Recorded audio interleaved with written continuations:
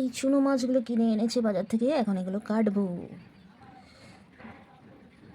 এদিকে ভাত বসানো হয়ে গেছে, আর এইদিকে আমি এই যে মাছগুলো কেটে নিয়ে এলাম। চুনো মাছগুলো প্রায় 1 ঘন্টার কাছাকাছি লাগলো এই মাছগুলো কাটতে।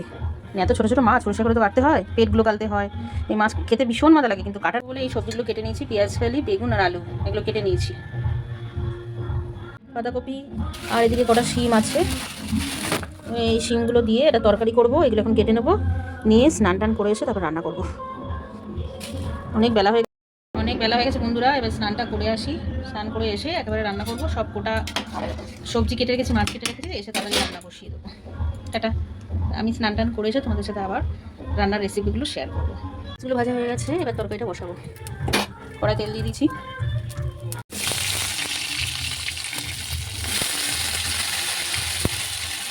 এগুলো ভাজা হয়ে গেছে।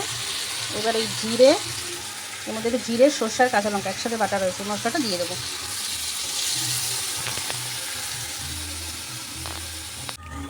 মাছগুলো এবার আস্তে আস্তে দিয়ে দিলাম। ফুটে গেলে একটু ধনেপাতা দিয়ে নামিয়ে দেবো। দেখো মাছটা কমপ্লিট হয়ে গেছে। দেখো এই তরকারিটাও হয়ে গেছে। দুপুরবেলা এটা একটু খাবো, আর রাত্রিবেলা একেবারে একটু তুলে রাখবো রুটি দিয়ে খাওয়ার জন্য। বন্ধুরা আমাদের রান্নাবান্না সব কমপ্লিট, এবার খেতে বসবো। খাওয়া দাওয়া সেরে নিই, তারপর তোমাদের সাথে আবার কথা হবে। টাটা।